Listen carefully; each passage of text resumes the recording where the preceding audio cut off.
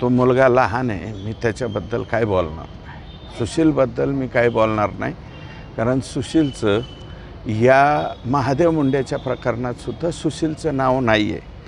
त्यात काय होतं आहे की सोशल मीडिया आहे, कोणाला डोकं सुचतं कोणाला काय माहीत नाही.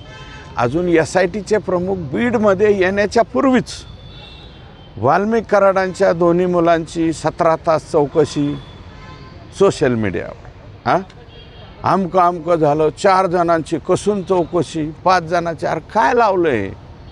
मर्डरचा गुन्हा आहे आणि मला वाटतं अजून कसून चौकशी वगैरे काहीच झालेली नाही, फक्त सोशल मीडियावर ते फिरलं. त्याचं उत्तर मला वाटतं सुशीलने त्या ठिकाणी दिलेलं आहे.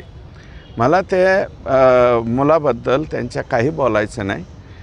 यांचं ऑब्जेक्शन जे आहे ते कोणत्या मुलाबद्दल आहे ते ज्ञानेश्वरी ताई आणि त्यांचे भाऊ किंवा आणखी ज्यांना कोणाला काय माहीत असेल ते त्या ठिकाणी सांगतील.